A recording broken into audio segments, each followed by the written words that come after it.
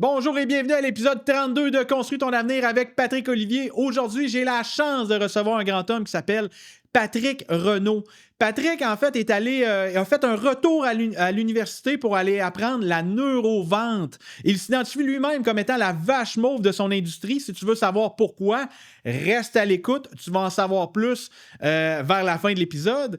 Également, si tu as le goût d'avoir un entourage qui est performant, d'avoir des gens de qualité autour de toi qui veulent aller plus vite dans leurs projets personnels, professionnels et financiers, tu peux cliquer sous la vidéo. Il y a un lien pour la plateforme Mon Masterplan.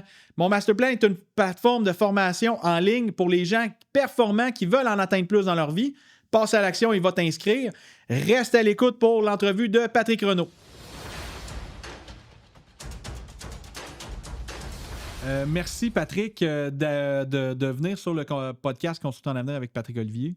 C'est un honneur de te recevoir parce que moi, je te vois comme un grand homme. Même si toi, tu compares un grand homme à Gandhi, oui. Mais d'après moi, tu dois être pas loin. Oui. Tu dois être quand même pas loin dans l'impact que tu commences. On va dire commence parce que tu sais, Gandhi il a vécu un petit peu plus avant nous autres. Mais je pense que tu vas avoir l'impact pas mal plus grand sur la vie des gens qui t'entourent. Pas mal plus que qu'est-ce qu'on pourrait croire au départ. Mais je vous présente Patrick Renaud qui est conférencier, formateur, la neurovente, mais qui a également qui se définit comme la vache mauve dans le champ. Dans le fond, s'il y avait une vache qui était mauve dans le champ, tu arrêterais probablement pour prendre une photo avec elle. Oui. Fait que Patrick, merci de venir sur le podcast. Patrick Olivier, merci. Quel bel accueil.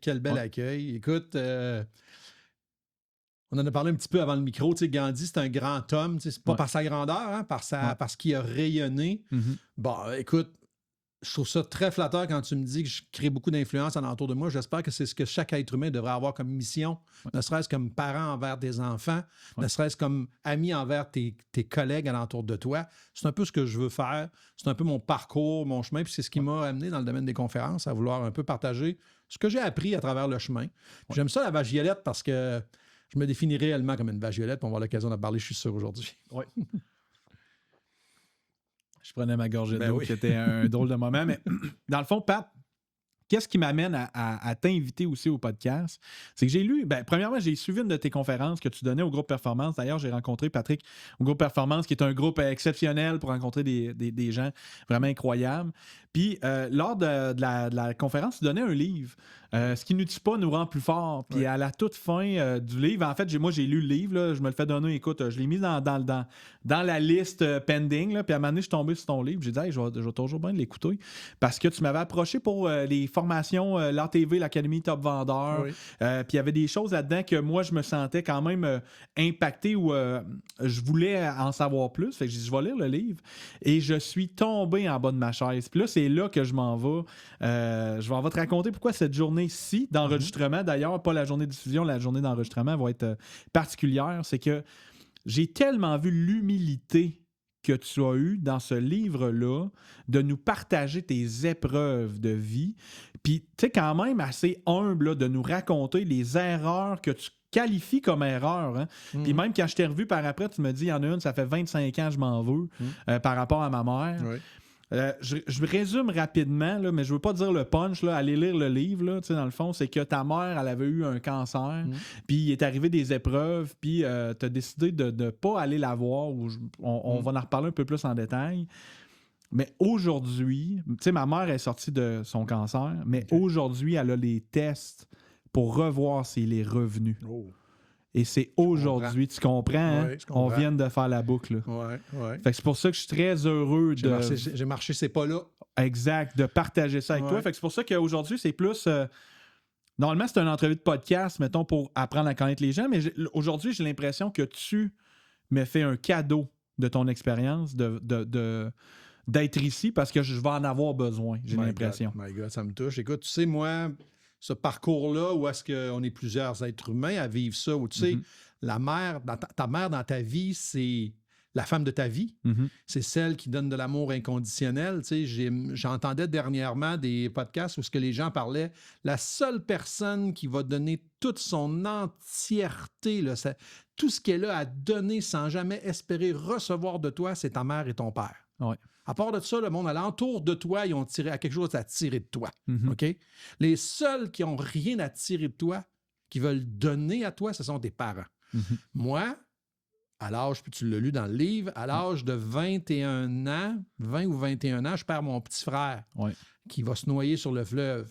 Et là, moi, tout de suite, à ce moment-là, je vais devenir le seul enfant qui va leur rester. C'est-à-dire, là, mon père, ma mère vont me donner une dose d'amour sur laquelle je ne suis pas tant habitué de recevoir, là, parce qu'il va l'amplifier. Donc, et là, moi, pendant ce temps-là, ben, je vais vraiment être content de voir que, très déçu de perdre mon frère, mais en contrepartie, m'apercevoir que, tabarouette, tu sais, j'ai une dose d'amour qui est amplifiée.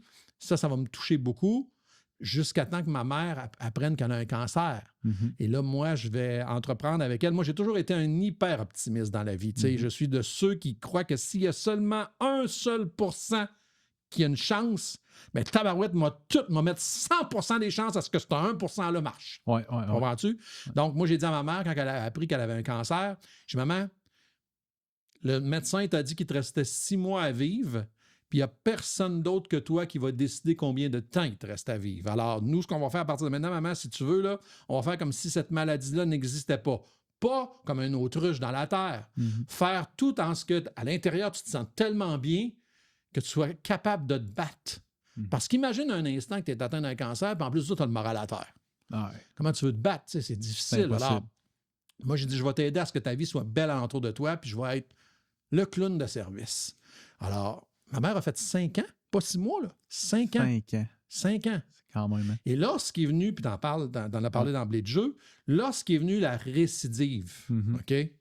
Lorsqu'elle est allée faire son test des 5 ans, c'est là qu'ils ont appris que le cancer était revenu.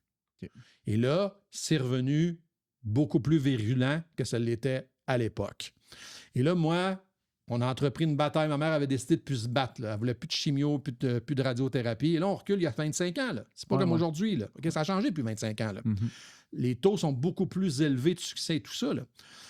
Et moi, ben, il y a 25 ans, ben, je vais mettre ma promesse à exécution, c'est-à-dire qu'on va faire comme si ça n'existait pas. Puis tu en as parlé, puis ça me touche beaucoup quand tu me parles de ça. C'est que moi, ma mère, lorsqu'il est venu le temps d'abandonner, je m'en rappelle très bien, elle était dans son lit chez nous parce que mon père l'a gardée à la maison jusqu'au dernier souffle. OK? Moi, l'histoire de mes parents, c'est Roméo et Juliette. Là. OK? C'est extraordinaire. Puis lorsque ma mère elle me fait venir à son chevet pour me dire « j'aimerais ça te parler », moi, je n'accepterai pas qu'elle me parle comme ça. Je n'accepterai pas qu'elle me dise que c'est terminé. Donc, je ne voudrais pas entendre ces derniers mots qu'elle a à me dire. Parce que je dis « maman, c'est pas fini. On est capable encore. On a dit qu'il y avait 1%. On va faire 100% que ce 1%-là marche. » OK? Puis c'est là que je vais le regretter après parce que j'ai eu une occasion extraordinaire en art de passer des moments précieux avec ma mère. Elle va quand même me laisser. Ma mère, c'est une femme des Îles-de-la-Madeleine, là, OK? C'est avec des caractères très, très taillés au couteau. Comme un de mes amis dit très bien, le taillé à grosse hache. Là, OK? Alors, ça manque de délicatesse de temps en temps. Mais ma mère, elle va me dire plein de beaux petits mots encore qui aujourd'hui résonnent en moi. Là. Ma mère m'a très bien dit, Patrick, ton coffre-fort ne suivra pas ton corbillard sur son lit de mort. Là, OK? Puis elle m'a aussi dit cette fameuse phrase-là, ne dis jamais Fontaine, je ne boirai pas de ton eau. Alors, ça, c'est des phrases qui résonnent chez moi aujourd'hui. Malgré le fait que je n'ai pas enrichi la discussion avec elle, elle a quand même pris la peine de me dire ces belles phrases-là avant de partir. Donc, c'est sûr que c'est un des événements dans ma vie où ce que tu me dis, là, tu retournes en arrière, Patrick, puis tu recules, c'est que tu ferais différemment. Ça en est un événement que je ferais différemment. Différemment. Toutefois, ça l'a probablement taillé ou forger ton caractère, forger ta personnalité d'aujourd'hui, puis tu sais, t'es capable. Puis j'arrivais d'entrée de jeu ici au studio, puis je disais à Maud, tu sais, dans le fond, tu sais, s'il arrive des journées de bonheur, c'est qu'il y a des journées malheureuses. Puis s'il y a des journées grises, ben, c'est parce qu'on est capable de percevoir le soleil dans certaines journées. Sinon, ça serait le fleuve et la vie n'est qu'un long fleuve tranquille, puis ça serait comme tranquille, on se casserait pas la tête. Il y a un film qui explique très bien ce que tu viens d'expliquer là, c'est le Truman Show. OK? Cet homme-là, je ne sais pas si tu as déjà vu ce film-là. J'ai même pas vu. Avec Jim Carrey. L'homme, il vit dans un univers qui est bâti tout le bonheur total. Mais c'est tellement une routine, ça en devient plate. Ah, il ne voit même plus. Il ne le voit pas. Il a le goût d'autre chose. Tu viens de le dire. Ce qui fait qu'on vit des bonheurs, c'est qu'il y a aussi des malheurs. Donc, c'est ces malheurs-là qui font qu'à chaque fois que tu attrapes un malheur, tu passes un mauvais quart d'heure, dis-toi que ce bout-là fait partie du moment où ce que tu apprécies ces beaux moments-là. Donc, j'ai traversé quelque chose. Demande-moi si j'ai le goût, j'aimerais mieux que ma mère soit encore ici. La réponse est que c'est oui. Ben oui. Mais j'en ai tiré quelque chose de ça, moi, quand même, de ce décès-là qui a été marquant pour moi. Parce que moi, j'étais petit gars-maman en tabarouette. Là. Ah oui. Oh, j'étais petit gars-maman. Alors, et ça, moi, la perte de ma mère, c'est le plus gros morceau dans ma vie que je vais avoir perdu. Bien sûr, mon frère, parce que t'es pas censé d'enterrer un frère. Non. T'es censé enterrer un parent, Ouais. pas un frère. Surtout quand il est plus jeune que toi. Ça a été une... C'est pas une blessure, mon frère, c'est une déchirure. C'est différent. Ma mère, c'est une grande blessure. Mais ce qui me réconforte, c'est... Tout le monde va perdre sa mère, techniquement. Tu comprends? Ouais. Alors, c'est comme ça. C'est le Puis phénomène même d'effet de groupe. le deuil, c'est une des choses que l'humain vit le plus. Là. Ah oui. Tu sais, dans le fond, depuis la nuit des temps, là, Ben tu sais, oui. dans le fond, là, on C'est va la tout le seule temps. justice Ouais. sur Terre, mon ami. Ouais. C'est que tu arrives sur Terre et tu vas repartir de cette Terre-là. Oui, exact, exact. Mais merci pour ton introduction, Pat, ton partage. Écoute, j'apprécie énormément. J'apprécie vraiment tes apprentissages parce que, justement, tu sais, dans le fond, je vais dire, je rumine ça, je suis dans ma tête beaucoup là, depuis les derniers jours parce qu'on attend cet examen-là ou ce test-là aujourd'hui. Les symptômes sont là. Ça augure pas nécessairement bien. Maintenant, on va être réaliste. On se mettra pas la tête dans le sable. Puis moi, j'ai juste dit, l'autre jour, je suis inquiet. Puis tout de suite, quelqu'un a dit, ben elle, ma mère, non, mais ça sera pas ça, ça sera pas ci, ça sera pas ça. Non, mais je suis tanné qu'on mette un couvert. Je suis tanné qu'on dise, ah non, mais tes émotions n'ont pas sa place. Je suis inquiet. Puis on a laissé le mot dans la pièce. On a vécu avec l'inconfortabilité ou l'inconfort que ça l'a donné pour finalement se rendre compte 2-3 minutes plus tard que c'était passé. Puis on avait c'est une émotion. Une émotion. On est rendu à un autre sujet, puis on en a parlé. Puis ça je fais une conférence avec Pierre Lavoie qui s'appelle Déclic. Puis dans cette conférence-là, il y a un des sujets qui s'appelle « L'inconfort nous rend plus forts ». Être capable d'affronter l'inconfort, c'est être capable aussi de s'outiller face à un sentiment qui est bouleversant. L'inconfort, c'est bouleversant. Hein? Pourquoi? Parce que qu'est-ce qui fait que c'est bouleversant? C'est que ça nous sort de notre zone de confort. OK? Ça veut dire que c'est pas un grand fleuve tranquille. Hein? C'est avec de la houle. C'est ça que c'est. Puis à ce moment-là, d'être capable de pouvoir mettre des mots comme tu as fait là, moi, je te lève mon chapeau parce que c'est être capable de vivre avec d'apprivoiser. Là où il faut faire une petite différence, c'est de ne pas s'étouffer avec l'inconfort. Parce que ça peut nous avaler. En ce sens que le devenir négatif.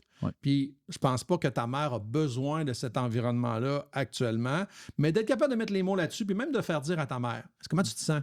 Dis-moi comment tu te sens. D'accompagner là-dedans, de faire verbaliser ces choses-là.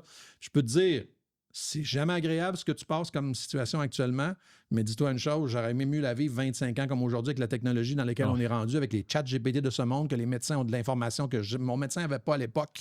OK? Alors, je peux te le dire, là, on va en parler sûrement de l'IA aujourd'hui. L'IA, c'est une avancée hallucinante pour ta mère aussi. OK? Parce que le docteur, probablement, qui consulte ça. Il ne le dit peut-être pas à toi, mais dans son bureau, il est en train de consulter les plus grands spécialistes du monde qui sont l'IA. Alors, et ça, c'est une chance pour ta mère. C'est une très bonne avancée. Bien, justement, t'ouvres la porte. Je ne savais pas sur comment enseigner, mettons, sur la suite, mais est-ce que j'allais vers la vente maintenant où on embarque sur l'intelligence artificielle? Parce que la porte, dans le fond, l'intelligence artificielle, selon moi, ben, c'est le futur. Là, dans le fond, ça, c'est selon mon point de vue, mais également, ça m'a aidé à accélérer mes processus, à être capable d'en faire énormément avec peu de moyens ou vraiment des moyens qui sont plus modestes. Là, à 20$ par mois, on peut vraiment dire avec peu de moyens. Avec peu de moyens, exact. 20$. Puis il y avait un de mes chums qui m'avait déjà dit, ouais, mais j'ai pas eu moyen de me payer ça, l'intelligence artificielle. T'as pas 20$ US. C'est le prix d'un adjoint une heure. Là, puis c'est fait. En fait, t'as pas les moyens de pas te le payer. Exact. C'est ça que c'est. On est rendu là. Rendu là. Puis toi, je vois souvent passer des capsules sur Internet, justement, de l'intelligence artificielle. C'est quoi ton point de vue par rapport à ça, Pat? Moi, depuis la nuit des temps, j'ai toujours été technologique. J'ai toujours eu les derniers gadgets depuis que je suis kid. Là. Je m'intéressais énormément à la technologie. Puis lorsque Sam Altman de OpenAI a sorti ChatGPT en novembre 2022, je me suis tout de suite un peu dit « Qu'est-ce que c'est ça? » Je me suis tout de suite intéressé à ça. Puis, que je suis donc bien content de m'être intéressé à ça parce qu'aujourd'hui, je peux dire que je suis vraiment un expert en IA. Particulièrement, faut faire attention quand on dit on parle avec des experts en IA parce que l'IA, c'est un mot qui est très large. OK? Je ne suis pas un expert en codage. Mais aujourd'hui, avec l'IA, tu n'as plus besoin d'être un expert en codage, il le fait pour toi. OK? Je me suis développé une application moi-même. OK? Le téléphone intelligent, là, je me suis fait moi-même une application. Quand même. Il y a 5 ans, même il il y a 1 an, ça aurait été impossible pour moi de penser que je peux me faire moi-même une application. Moyennant 100 000 C'est exactement Inde, ça. là. Là, ça a moyenné juste du temps. C'est ça Ouais. que ça a moyenné, puis mon 20$ par mois. Ouais. OK? Alors, oui, je m'intéresse beaucoup à l'intelligence artificielle, puis j'aimerais peut-être faire une nuance sur quelque chose que tu as mis d'emblée de jeu. L'IA, c'est pas demain, l'IA, c'est maintenant. Ce matin, on est aujourd'hui, là, nous, on enregistre, on est aujourd'hui le 2 septembre, on peut le dire, là, parce qu'on enregistre le 2 septembre. Je ne sais pas quand est-ce qu'elle sera diffusée. Mais en date du 2 septembre, ce matin, dans le Journal de Québec, dans la première page du Journal de Québec, c'est marqué « L'IA, ce tsunami qui nous arrive dessus ». Oh, quand même. C'est un mot tsunami. Ouais. OK? Parce que, puis souvent, je vais avoir tendance à dire, bon, ces journaux-là ont tendance à faire un peu de sensationnalisme, mais là, je trouve que le mot, il est bon. Mm-hmm. Pourquoi? Parce que comme un tsunami, c'est une vague qui surprend. Mm-hmm. Puis quand elle surprend, ça veut simplement dire que le monde, ils sont sur la plage en maillot de bain, puis à voir arriver, puis ils disent « Oh my God, elle est grosse! » Hein? C'est exactement ça qui se produit actuellement. Les gens voient cette vague-là arriver en maillot de bain sur le bord de la chose, puis ils se disent « Oh my God, tu vois la vague qui s'en vient là? Je ne même pas mon surf! » Hein? Alors que c'est exactement ça qui se produit, parce que 80-90% du monde taponne avec ChatGPT comme si c'était un Google. Ouais.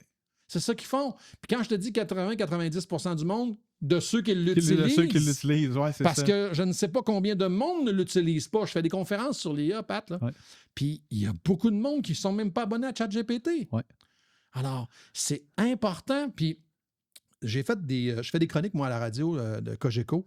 Puis il y en a une, entre autres, où j'ai fait un podcast là-dessus. Pas un podcast, mais j'ai fait un reel là-dessus qui a été vu à 350 000 fois. Je pense, vas-y, compte-le, voir. Je dis aux gens, si tu n'es pas familier avec l'IA dans les 5 prochaines années, tu es au chômage. Oh, OK. Oh, j'avais pas pogné ça. Tu es au chômage. Et c'est vrai. C'est vrai, parce que toi, tu es un employeur. Tu engages du monde, tu as une entreprise. Ouais. T'engages-tu quelqu'un qui est un expert en IA? S'il te dit qu'il est un expert en IA, tu tentant? Il est tentant. La même personne, même compétence, là, OK? Même diplôme, même compétence. La seule différence, c'est qu'il y en a un qui est très pro avec l'IA, puis l'autre n'a jamais touché à l'IA. Lequel tu prends? Je te dirais quelqu'un qui a 40 ans et qui a 20 ans d'expérience, puis quelqu'un qui a 22 ans et qui a 2 ans d'expérience de IA. Je prendrais la personne de 22 ans avec l'IA. Parfait. Versus 40 ans puis de l'expérience. Puis l'inverse, 25 ans, pas beaucoup d'expérience en IA, puis 50 ans, full expert en IA. Full expert en IA. Voilà, c'est même plus une question d'âge. C'est juste une question que maintenant, la compétence numéro 1, puis j'ai fait une chronique là-dessus il n'y a pas si longtemps sur laquelle je dis même, quelle est maintenant la valorisation d'une diplomation? C'est quoi maintenant la valeur d'un diplôme? Quand Alexandre, le docteur Alexandre, qui est neurochirurgien en France, dit qu'il est dépassé par ChatGPT. Ah ouais. Lui-même, là, il dit, j'ai fait 10 ans de spécialisation en neurochirurgie et je suis dépassé par ChatGPT. Quelques semaines, quelques mois. T'sais. Alors, est-ce qu'on se repose la question, est-ce que c'est important d'être dans l'IA aujourd'hui? Ce n'est pas une question de c'est-tu important? Il faut être nécessité. C'est une nécessité. C'est une nécessité. La même affaire que l'ordinateur. En 1996, quand l'Internet est arrivé, le monde se sont dit c'est une mode, ça. C'est une mode, ça. On est quelle date aujourd'hui? On est en 2025. Hein? Ça n'a pas passé la mode, en tout cas. Hein? C'est la même affaire en IA. Il faut embarquer dedans. Oui, exact. Puis je trouve ça tellement bon de la manière que tu l'amènes parce que c'est ça. Puis le tsunami, je l'utilise souvent. T'es mieux de surfer la vague, le tsunami, que de l'avoir en pleine gueule. Oui. Parce que la journée que ça va rentrer fort. Y a-tu des volets où, peut-être, tu veux pas avec tes recherches, y a-tu des angles morts ou des domaines qui vont peut-être être épargnés de l'intelligence artificielle? Bien, épargnés, tu veux dire qu'ils... Mettons qu'ils ont peut-être un peu plus de temps. Ben oui. En fait, je vais te donner l'exemple parfait, c'est, mettons, mécanicien, manœuvre sur la construction. Tous ceux qui ont des travails manuels actuellement, là, un remorqueur. Il va dire un chauffeur de camion. Pour l'instant. OK? Pour l'instant. Tant que les camions ne deviendront pas autonomes, gérés par l'intelligence artificielle. En fait, je pense qu'il n'y a aucune job qui est à l'abri. Il y a des gens qui ont des sourcils. OK? Okay. La manœuvre de construction, là, Ce n'est qu'une période de temps. C'est une question de temps. Parce qu'il n'y a pas si longtemps, là, construire une maison avec du béton de même, avec un robot qui faisait ça, dans ma tête, c'était impensable. Ouais. OK? À cette heure, ils construisent des maisons en quelques jours avec un robot qui fait le tour. Une imprimante 3D en béton. Une imprimante 3D, exactement ça. Okay? Ouais. Donc, on ne sait pas jusqu'où ça va aller, mais moi, si j'étais dans n'importe quel secteur, c'est sûr que je me préférerais dans l'intelligence artificielle. Pourquoi? Parce que je veux devenir expert dans mon domaine. Si tu es un passionné de la mécanique, tu sais, à l'occasion, j'ai une discussion avec des gens dans les entreprises sur lesquelles ils me disent « Ouais, mais l'IA, t'es pas alarmiste un peu, là? » Je vais vous donner l'exemple parfait. Lorsqu'il est venu le temps de mettre la technologie dans l'automobile, tous les mécaniciens ont crié « On va perdre nos jobs, on va perdre nos jobs, il n'y aura plus de mécaniciens, ça n'existera plus. » Est-ce que les mécaniciens ont perdu leur job? Mm-hmm. Ils sont juste devenus moins mécaniciens, plus informaticiens. Ouais. OK? Parce que plus beaucoup de monde travaille dans la mécanique. Il y en a encore. Mais c'est pas mal plus souvent un problème technologique. T'as raison. C'est pas le carburateur. Il regarde les codes, il pitonne sur un ordinateur, il envoie ça dans le véhicule, qui reprogramme le véhicule. C'est ça que c'est devenu, OK? Alors, mais est-ce que les mécaniciens se sont tous dit, moi, pas question. Moi, mon pipe wrench, j'y tiens en tabarouette. On ne sert pas d'un pipe wrench, je comprends très bien, là, mais ma clé molette, j'y tiens en tabarouette. Non? Parce que tu aurais perdu ta job. Alors, ils sont allés dans les écoles apprendre qu'est-ce qu'il était, les programmations. C'est ça que c'est. Alors, lorsque l'on va t'offrir la possibilité de devenir meilleur dans ton industrie avec l'IA, saute là-dedans. Ouais. Moi, j'ai 55 ans aujourd'hui en date où on fait le podcast, puis je vais encore à l'école. Je me suis inscrit au HEC Montréal en IA il y a 2 ans.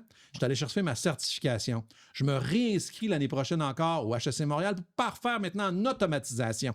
OK? Alors donc, puis là, j'hésite parce que ChatGPT, la dernière version 5, avec les agents, ils s'en viennent dans l'automatisation sur lequel tu n'auras même plus besoin de te servir de 8N8, de Zapier, tous ces trucs-là. Ils vont pouvoir passer direct, comme maintenant coder. Tu n'es plus obligé de coder aujourd'hui, là.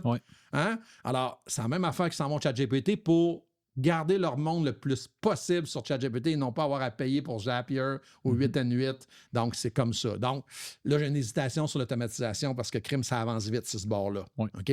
Mais crime, moi, là, chaque jour, là, je regarde qu'est-ce qui existe dans le monde de la technologie. Parce que je ne veux pas être dépassé. Je veux la suivre, cette vague-là, comme tu parlais, celle du tsunami. C'est clair. Puis je disais, moi, même, tu sais, je serais peut-être pas le premier, mais je te jure, je serais pas le dernier. Il y avait un rapport, peut-être que tu as entendu parler, le rapport Canada 2040, qui est sorti en janvier cette année, qui expliquait que les études postsecondaires en 2040 sont pratiquement impensables, vu la vitesse de l'intelligence artificielle. C'est sûr. Je suis d'accord avec ça. Puis c'est un des débats actuellement. Puis je trouve ça triste, par exemple, parce que je pense à la petite fille à ma blonde qui a 12 ans, qui rentre au secondaire, qui vient de rentrer au secondaire, qui, elle, tu sais, moi, quand je suis rentré au secondaire, tout de suite, je me suis mis à penser, parce que moi, je voulais être dans la police quand j'étais jeune. Je me disais, bon, là, il faut que je fasse des bonnes maths 4 parce que ça va prendre ça pour rentrer au cégep en technique policière. Fait que là, aujourd'hui, en secondaire 1, tu n'as même pas besoin de te casser la piscette parce que tu te demandes même pas, tu sais même pas si tu vas te rendre jusqu'à l'université. Oui, parce que là, c'est rendu avec un flou. Là, c'est l'IA. Je veux dire, moi, à cette heure-là, j'ai plus besoin de... Hey, moi, là, j'ai 55, on le dit tellement. Il y a 30 ans, là, ça veut dire que j'avais 25 ans. Là. Si je voulais avoir du savoir, là, tu ouvres un livre. Il fallait que j'ouvre un livre ou que j'appelle à l'université et je parle à un PhD. OK? À cette heure, quand tu veux du savoir, tu ouvres ta tablette puis tu demandes à ChatGPT. Tu vas avoir ta réponse. Puis si tu as prompté comme il faut, puis là, je veux faire attention parce que les gens qui vont nous écouter, il faut comprendre une chose que ChatGPT, plus les versions avancent, plus il se raffine. OK? Plus il se raffine, plus il va essayer de sortir la scrap dans ses recherches. Mais dans une dernière étude dans ChatGPT 4.5, pas la 5, je n'ai pas vu avec la 5 comment est-ce que c'est, mais dans 4.5, lorsque ChatGPT faisait une recherche, il y avait quand même 28% de scrap. Oh, quand même. Donc, quand on dit les hallucinations, OK, les mauvaises réponses, alors, mais ça, les bons prompteurs étaient capables de recadrer en demandant, cite-moi tes sources. Un prompt, là, quelqu'un qui sait prompter, là, c'est savoir écrire, c'est une requête en français, un prompt. Quelqu'un qui écrit un prompt professionnel, il s'assure d'une réponse très exacte.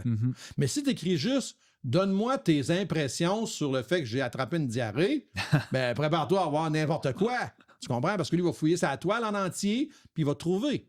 Alors, donc, et ça, c'est important d'être capable de bien parler à l'IA pour t'assurer. Mais plus ça avance, plus ça va être vrai ce qui se dit là-dessus. Donc, plus ça va être vrai, plus ça va être recadré et probablement beaucoup mieux légiféré aussi. On pour l'espère, empêcher. parce Ben que oui. là, ça va vite. Là. Ben oui, ça va vite. Puis c'est un peu comme au début, quand Internet a sorti, il n'y avait pas de législation alentour d'Internet. Ouais. Il y a un Dark Web, on ne comprenait pas c'était quoi à ce moment-là quand ça a sorti. Là. Aujourd'hui, on le sait. Ouais. Alors, ça va être la même chose avec les IA, là, pour s'assurer que, est-ce qu'on va l'avoir, l'appellation contrôlée de c'est fait par un humain, parce que ça va probablement être ça un jour, là, comme champagne, c'est une appellation contrôlée, mais faite par un humain va devenir probablement une appellation contrôlée aussi.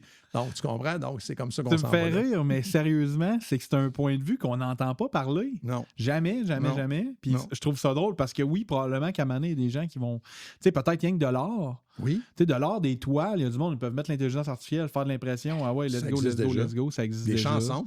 Des chansons, oui, avec Suno. Ben là, oui. probablement d'autres, mais même Ben avec oui, Suno, une tonne j'envoyais d'autres. ça. Une tonne d'autres. À VO3, faire- je ne sais pas si tu as vu VO3 là, de Google, J'ai vu des vidéos qui est passer. la ouais. révolution en vidéo. Là. Ouais. VO3 là, a écrabouillé Sora. Ouais. Mais écrabouillé Sora. Sora qui est OpenAI, Ouais. OK? Quand VO3 a sorti, donc VO3, donc il y avait VO2, OK? Ouais. Quand VO3 a sorti, puis VO3, c'est Google. Donc, quand VO3 s'entraîne, lui, il s'entraîne sur YouTube.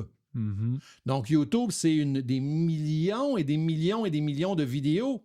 Lui, il s'entraîne sur quelque chose sur lequel il comprend. Quand une assiette tombe par terre, puis il voit la vidéo, il comprend qu'il y a un bruit à ça. Mhm. Donc, ce qui fait que VO3, quand tu vas prompter VO3, tu n'as pas besoin de lui dire « fais le bruit », il le comprend. Oh, quand C'est même. pour ça qu'on est un step ailleurs avec VO3, là. Donc, et ça, il y a des films qui sont entièrement faits au moment où on se parle avec VO3. OK, mais là, je me Donc, c'est demandais, ça allait être l'industrie. mon autre question. Le premier film fait que par intelligence artificielle. Ben écoute, ce que je sais de mémoire, c'est qu'il y a un film qui est fait qui s'appelle Journée sur Mars, qui a été fait il y a pratiquement presque 1 an et demi, 2 ans, OK. qui avait été fait avec Sora, qui n'a pas été OK. fait avec VO3, OK. qui avait été fait avec Sora, puis quand même, c'est impressionnant pareil pour les débuts. Ouais. Donc, il dure 3 minutes le film, 3 minutes 47, une affaire de même. Puis ça s'appelle Journée sur Mars. C'est super bien fait, honnêtement, et pas un seul acteur à rien Ouais, à part ouais, que ouais. l'IA. Le prompt, il est long comme toute la salle ici, par exemple. OK? La différence avec VO3, c'est que ce même prompt-là qui est long comme la salle ici, aujourd'hui, avec VO3, il est long comme ça. Ouais, il y a une petite phrase. Une petite phrase. Puis là, lui, Ben, par on va en dire un arrière- paragraphe. Un OK? paragraphe, mais lui, Ouais. en arrière, il Il comprend. comprend tout. Le tout. son, Ouais. il comprend les mouvements qui se passent, c'est là qu'on est. Alors, Pat, ça va être quoi dans 10 ans? Ah, ça va être complètement capoté. C'est fou. Ouais.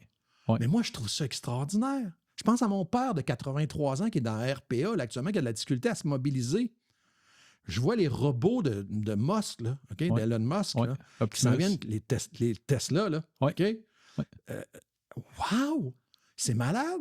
Mon père, puis il y a une affaire qui va valoir 20, 25 000. Ouais. Pas une affaire qui vaut 200 000. Ouais. OK? Demande-moi si moi, j'en mettrais pas un pour mon père à 25 000 qui va se lever pour aller l'aider, qui va aller faire sa vaisselle, qui va aller tout faire. Wow! C'est un peu ça qui est un peu l'avenir sur lequel on a des problèmes de main-d'œuvre partout. On a des problèmes dans les industries, le monde ne veut pas travailler, où il y a peu de main-d'œuvre. Ouais. C'est une part de la. C'est une part où on peut régler le problème. Ouais. Tu comprends? Ouais. Mais là, l'autre histoire, c'est tantôt, il y a aussi des êtres humains qui travaillent là sur lesquels ça se peut qu'ils soient remplacés. Mhm. Alors, et ça, c'est un peu l'envers de la médaille. Ouais. Alors. C'est le côté enjeu moral Ben oui. qui de ça, là, tu sais, que l'humain, en mané, on va-tu les remplacer pour les remplacer? Mais le robot à 20-25 000, j'ai vu une statistique il y a 2 semaines, ils ont mis un travailleur, un robot, Oui. puis ils ont mis 2 travailleurs, puis le robot, il roule plus vite que 2 travailleurs en usine. Puis il qui sont payés 25 24 heures sur $. 24, Ouais. 7 jours par semaine, ne demande pas de pause, va pas fumer de cigarette, placote pas avec le voisin, Ils tombent pas malades. tombe pas malade, il se Ouais. branche les batteries une coupe d'heure parce qu'il a besoin d'être chargé, puis c'est Ouais. tout. Puis encore là, je suis convaincu qu'il y a certains postes en usine qui vont être directement employés sur le ville. Oui, complètement. Carrément. Mais il y aura des Ouais. gens, moi je pense qu'il va y avoir une émergence de nouveaux emplois qui n'existent pas encore. Ouais. OK? Comme La l'Internet. maintenance sur ces robots-là, Ouais. les ajustements. Moi, demain matin, si j'étais à l'école, là, assure-toi que c'est sûr que je serais en informatique. Ouais. C'est sûr. En fait, je dirais Ouais. même mieux que ça, je serais en robotique. OK. Oh. Je serais même pas en IA, là. Je serais en robotique. OK. Là, on parle beaucoup de l'IA, là. Mais Et ça prend l'automatisation robotique, Ça ça prend s'en l'IA vient pour beaucoup. embarquer dans la robotique. Ouais. OK? Ça prend une IA qui est fiable pour contrôler une robotique. Ouais. Alors, moi, c'est sûr que je serais en robotique. Si j'avais de l'argent à mettre, là, si j'avais 25-30 ans, là, puis je serais coqué un peu, là, j'investirais beaucoup, beaucoup dans les Boston Intelligent, dans toutes ces compagnies-là. Là. Toutes les compagnies qui développent de la robotique, là, j'investirais de l'argent là-dedans parce que je suis convaincu que l'avenir, elle est là. Ah, c'est clair. Tu as raison là-dessus. Puis même que toi, quand même, 55 ans, parce qu'il y a beaucoup de gens, probablement que des fois, ils nous écoutent, ils disent, voyons, 55 ans, elle retourne à l'école. Mais tu sais, dans le fond, il n'y a pas d'âge, c'est très possible. Puis même que l'intelligence artificielle, c'est plus facile que le commun des mortels peut penser. Là. Ben, complètement. Écoute, c'est ça que je dis. C'est ça la beauté, je pense, du message que je laisse. Je suis pas un jeune de 25-30 ans sur lequel tu dis, ouais, mon Sabin, lui, il est jeune, il a tout l'avenir devant lui. J'en ai 55, puis je retourne à l'école pour la 3e fois dans une université pour apprendre. Dans les 10 dernières années, je suis allé sur les bancs d'école 3 fois pour parfaire mon savoir. Pourquoi? Parce que, je le dis tout le temps, ce que tu ne sais pas te fait mal. Mm-hmm. Puis le pire, c'est que tu le sais pas que tu le sais pas. Ouais. Fait que c'est vraiment un cercle vicieux, là. OK? J'aime bien mieux dans le cercle vertueux. Me dire, tabarouette, je savais pas ça. Moi, Christy, ici, là, j'apprends quelque chose. Fait que, et ça, entre autres, l'IA. Je veux dire, il n'y a pas d'âge pour apprendre l'IA. Il n'y a pas d'âge. Si moi, je l'ai appris, là, ça fait 3 ans, là. À 52 ans, j'ai appris comment ça marchait l'intelligence artificielle. Crois-moi que tous ceux qui nous écoutent doivent embarquer dans l'IA. Ah, c'est clair. Puis tu regardes, là, 2-3 ans, ce que tu faisais puis ce que tu es capable d'accomplir aujourd'hui, c'est un autre monde. Là. C'est la calèche puis la Ferrari. Oui. Puis je pensais que c'était ça que tu allais sortir 350 000 vues tantôt. Si tu utilises juste ton chat GPT pour écrire des courriels, 200 quelques mille. En fait, je dis, c'est que si tu utilises chat GPT comme tu utilises Google, c'est comme avoir une Ferrari et jamais l'embrayer en deuxième. Oui. Je me suis surpris à utiliser cette phrase-là dans la même semaine, là, dans la même journée, expliquer ça à des gens, puis les gens, ils font ben oui, ça fait du sens. Parce que ChatGPT, c'est une Ferrari. Oui, carrément. C'est ça que c'est. Moi, là, j'ai 12 robots, des GPT qu'on appelle, que j'ai construits, qui accélèrent mon travail. Ils traitent mes factures.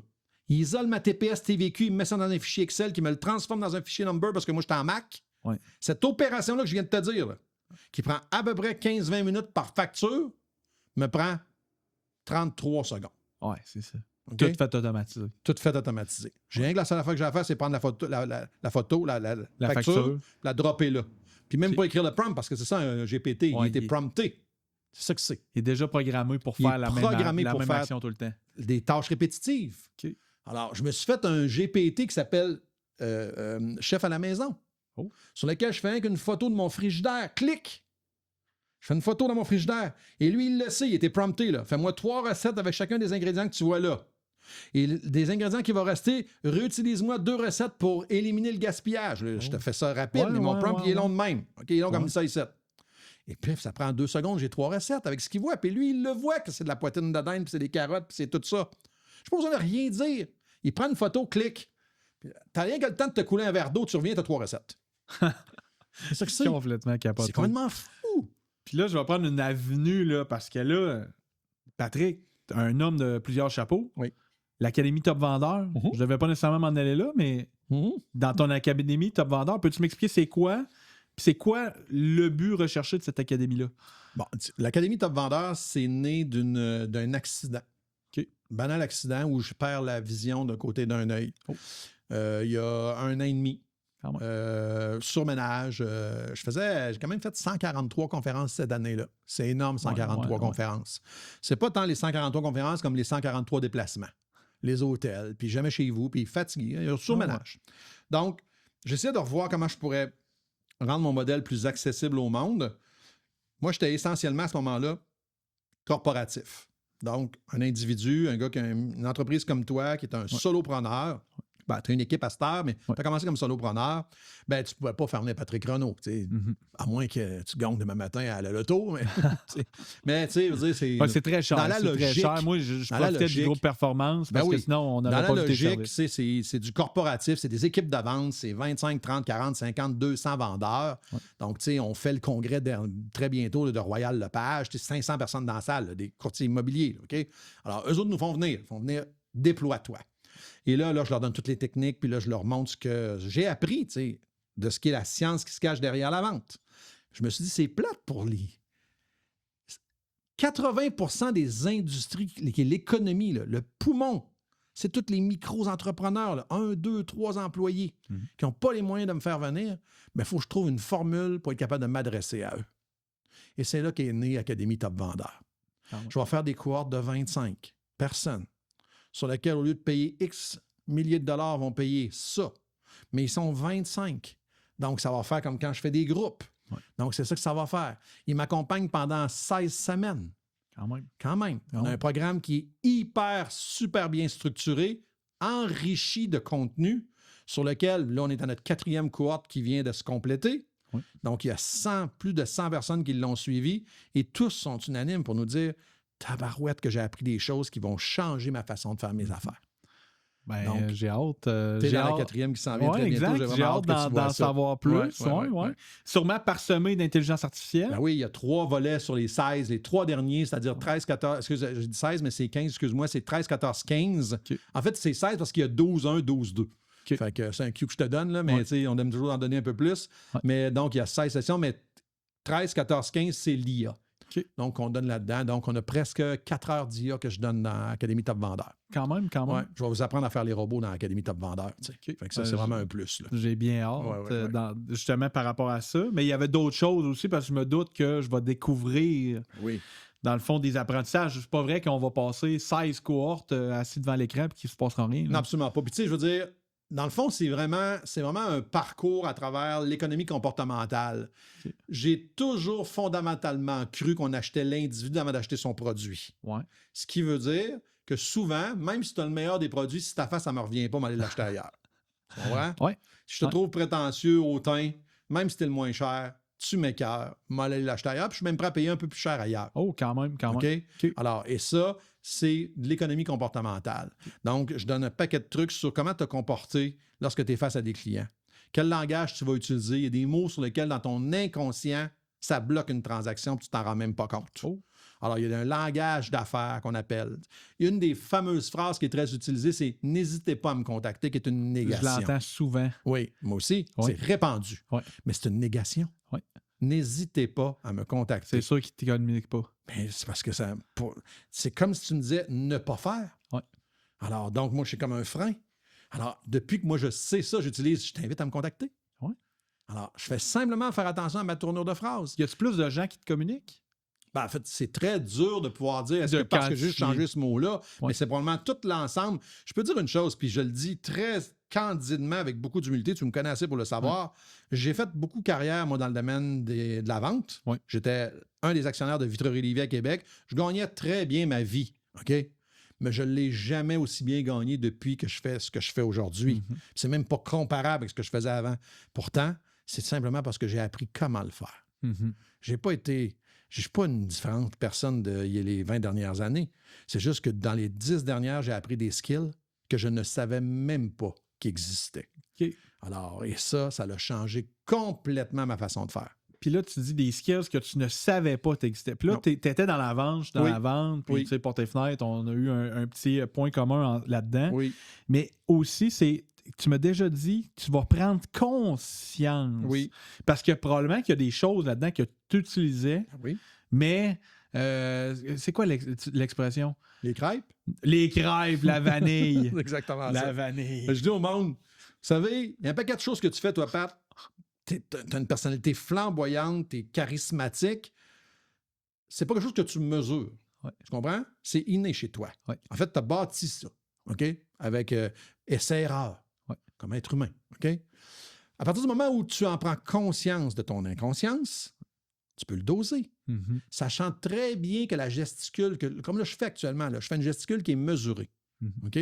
Pourquoi? Parce que je le sais comment est-ce que ça porte, OK? Alors, c'est un peu comme la fameuse phrase que je dis au monde. Je dis, moi, là, je suis un amateur de crêpes. J'adore les crêpes. Moi, le dimanche matin, manger des crêpes, j'adore ça. C'est pourquoi? Parce que j'aime le goût très subtil de la vanille dans la crêpe. Ça donne un petit twist tripante. Mais si tu achètes la bouteille de vanille dans la crêpe, elle n'est plus mangeable. Entends-tu? Il y a des gens qui ont des skills de vente, ils les possèdent bien, ils en font trop. Ils en font, c'est too much. Alors, c'est trop de vanille dans ta crêpe. Tu comprends? Alors, c'est là que je leur fais prendre conscience. On parle de trucs comme réciprocité. On parle du levier de rareté. On parle d'un paquet de trucs. Je parle de l'effet de groupe. Je parle de tout le biais de la réactance en science. De te faire dire, non, tu peux pas. Oh, calvaire. Moi, quand on me disait ça quand j'étais jeune, j'avais encore bien plus envie. Il y a des vendeurs qui connaissent ce biais-là très bien, qui vont l'utiliser. Donc, c'est un paquet. En fond, moi, ce que je trouve à faire dans l'Académie Top Vendeur, je présente un coffret d'outils sur des skills relationnels qui sont puissants, que tous les plus grandes puissances du monde utilisent, les Amazon de ce monde, les Apple de ce monde. Puis si tu veux voir un documentaire sur lequel c'est issu exactement de ce que je fais, va voir le documentaire derrière vos écrans de fumée. Alors, et tu vas comprendre comment ça se fait que le fameux like, celui qui a inventé le pouce, qui est milliardaire aujourd'hui, rien qu'à avoir pensé d'inventer le pouce, OK? Mais qu'est-ce qui est plus loin que le pouce? OK? C'est que là-dedans, on va chercher de l'amour, OK? On va chercher de la reconnaissance. Mais quand tu vas chercher de la reconnaissance, tu vas chercher quoi? Il n'y a pas si longtemps, il y a 50 000 ans, faire partie d'une tribu, c'était ta survie, OK? Si tu voulais chasser le mammouth, tu ne pouvais pas faire ça tout seul. Il fallait que tu sois en tribu. Si on te rejetait, c'était quasi une mort assurée, OK? Donc, aujourd'hui, dans une époque beaucoup plus civilisée, le like, c'est la tribu. C'est ceux qui disent « Wow, c'est ça que c'est. Tu fais partie de ma tribu. » OK? Puis après quoi tu cours? Tu cours après les likes?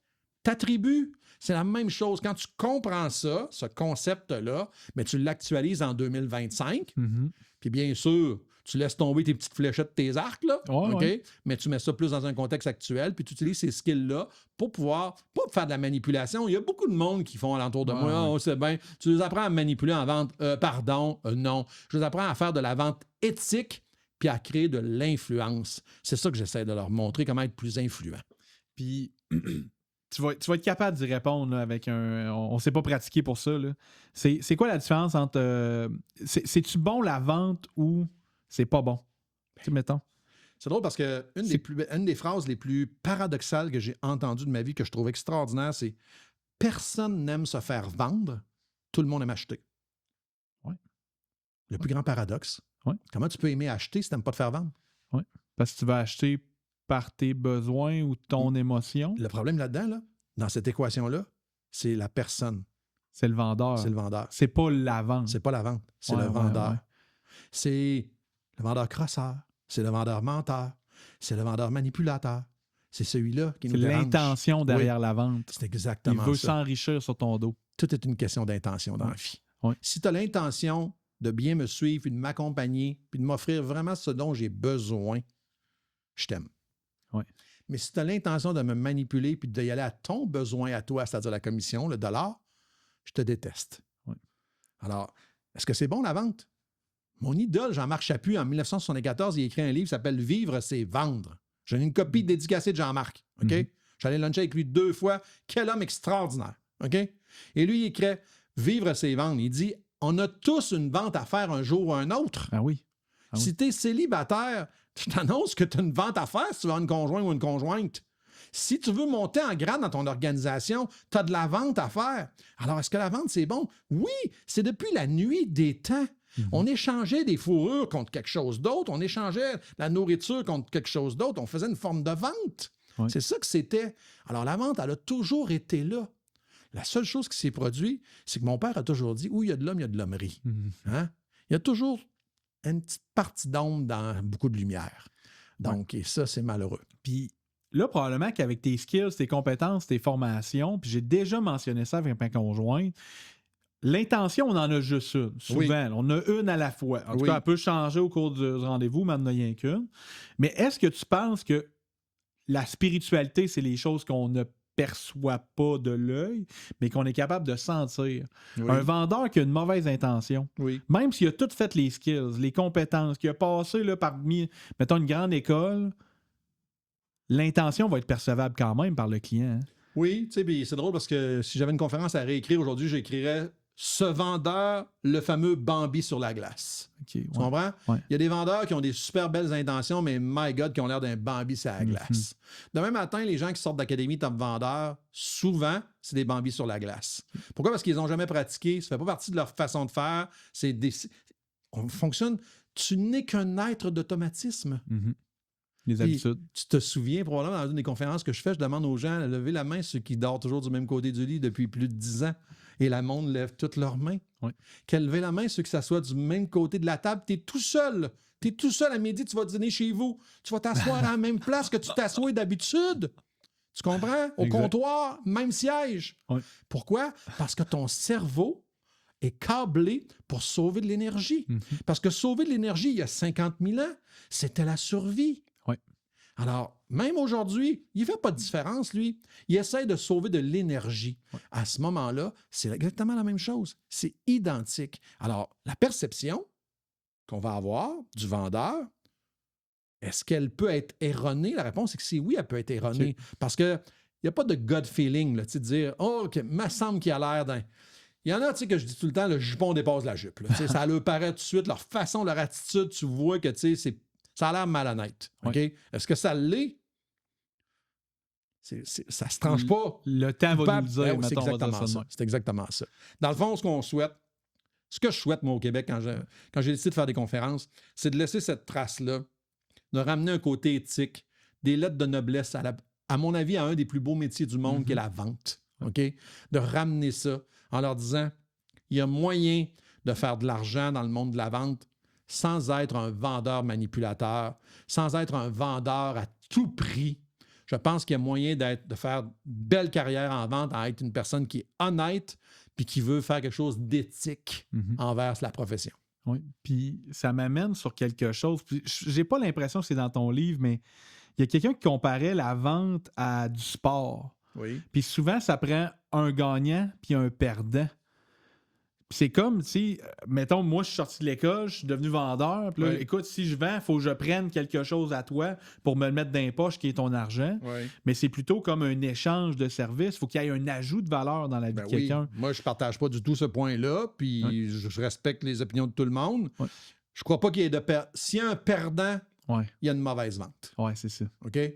Je pense qu'il faut que ce soit gagnant-gagnant. Je suis l'exemple parfait, là, je suis le pire acheteur de la Terre.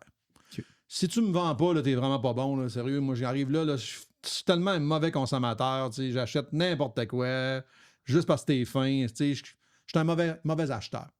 Par contre, quand je te donne mon argent, je suis tellement content. Ouais. Alors, oui. Puis quand je te donne mon argent, t'es content? Alors, c'est gagnant-gagnant. Tu comprends? Alors, là où je pense, puis j'en ai des histoires de vente où je suis pas content. Il y a des histoires que j'ai vécues où est-ce que je suis vraiment pas content. Ouais. Oui. Et ça, tu comprends que c'est pas gagnant-gagnant. Parce qu'au-delà de la transaction, la personne qui m'a floué, OK, elle se dit « J'ai sauvé 1000 pièces. OK? Mais cette pauvre personne-là comprend réellement pas l'effet de tribu. OK? L'effet de groupe. Cette personne-là n'est pas capable de mesurer à quel point l'influence alentour des gens peut générer des pertes qui sont multipliées par 10, voire 100 fois le fameux montant. Tu comprends? Alors, je pense que de la vente, pour que ce soit gagnant pour tout le monde, bien, il faut simplement avoir une bonne communication. Puis il faut avoir le bien de tout le monde alentour de la négociation. Que ce soit toi, le vendeur, moi, l'acheteur. C'est ça qui est le plus important, c'est que ce soit éthique. C'est un mot qui est très vide de sens pour certains, mais si important dans un processus aussi important que de vouloir bâtir une richesse, bâtir une notoriété. Bâtir une relation avec un client, parce que là, tu mentionnes que cette personne-là qui t'a floué, entre guillemets, un parmi tant, mais dans le fond, cette personne-là, tu ne referas plus affaire, mais clairement, probablement que tes proches savent c'est qui, ils ne feront pas affaire avec ça. L'effet de groupe. Ça prend combien de personnes pour te faire un nom, puis combien de personnes pour le détruire? Eh, my God, écoute, on l'a toujours dit, hein, ça prend une éternité bâtir une confiance, ça prend quelques secondes la défaire. Ouais. C'est ça que ça fait. Ouais. Alors, Puis, la communication est tellement à la base de tout ça. Si tu n'es pas capable de payer quelque chose, appelle la personne, dis écoute, je t'explique la situation, là, c'est un mauvais moment pour moi, il y a-t-il moyen qu'on puisse s'organiser? Tu comprends? Ouais. Et ça, tu regagnes en capital. Ouais.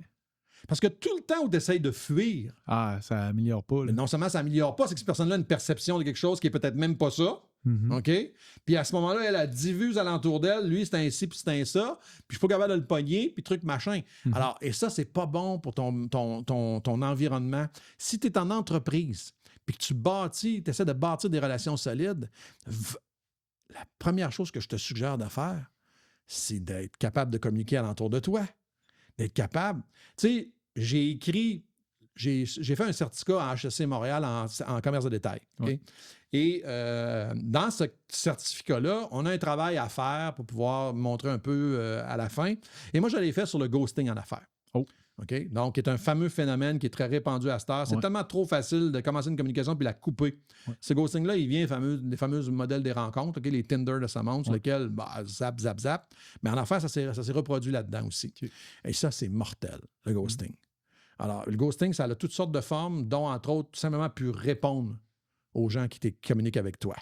Alors, et ça te nuit énormément. Ça te nuit en affaires parce qu'après ça, l'impression que les gens, comme tu as dit, là, on part dans notre tête.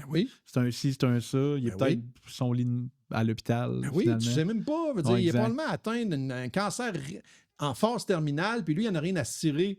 Tu comprendrais peut-être en disant, ouais, écoute, c'est poche, qu'est-ce qui t'arrive, là? T'sais, alors, mais parle-moi, dis-moi quelque chose, fais-moi allô, ou réponds, Alors, et ça, en affaires, on parle de vente depuis tantôt, là. C'est une des bases d'une relation saine en affaires, la communication. Oui.